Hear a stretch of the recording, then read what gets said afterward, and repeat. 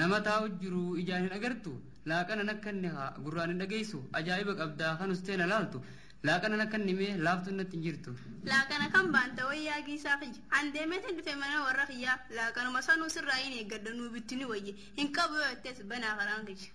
santara kam jetta maal na odeessita laaqana nakkanneef dilana dubbatta maallaqaan sikkannee goda kamiin jirta moo akka aadaa keetti dirgim godhu jirta dhaga'ee gurbachii takkaasitti himaa sitaanuti taate dhaga'ime ammoo obboleettiin tiyya dhaltee jirti ammaas maallaqa na kenni hanga qarshii kumaa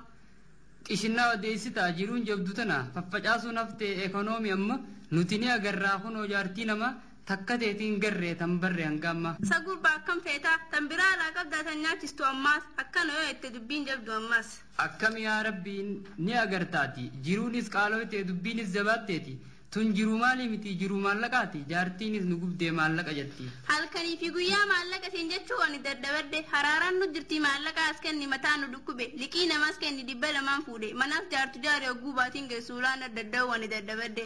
santala kam jettaa nama raachuu feeta takka kiraa jettaa ammaas liqii jettaa liqii maal naabaan taa maal naatti goota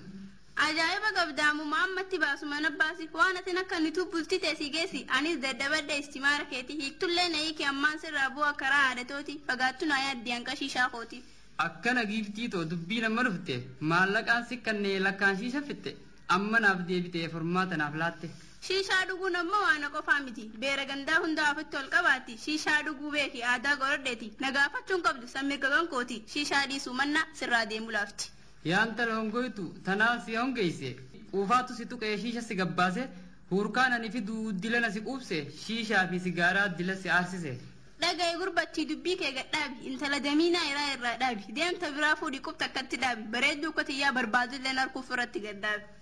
intal yaa hongoytu hin beeytu waan caala bareedina moo beekumsaatu caala bareedina keetirraa jiruutooti caala ati jaartii miti bultii hin beeytuuti warra keessan dhaqii bultii baradhuuti ilma ambaa bira akkatti bulan leenji feesisaati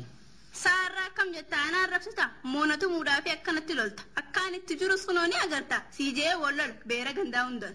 dur beerri olloltan dalagaa keessanii shiishaa fi jimaadhaan hoggaa mirqaantanii ollaa waliin fixuun dalagaa teessanii ani atiijee ollaa koo hin dhabu ganda ollaa dhaqee qamoo hin dhaabu jettee itti ammas namanirra dhaabuuf inuma abadan antanan dhaqqabu dhaqqabuu yoo baattee waan barbaaddu hin qabdu gandarra deddeemtee shiishaa naaf hin dhuydu hurkaan ani fide israaf narraan gootu dafqa kiyyaan beera shiishaa naan obaaftu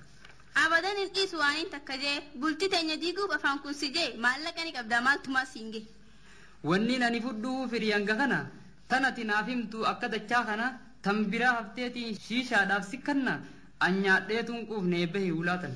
dhaga'ee gurbattii bilaa ittiin ba'u manguddoo fidaddee hangaan si gadda'u arkuudhaaf iteessa waan sitti as bahu osoon baane dura takkaan sitti hima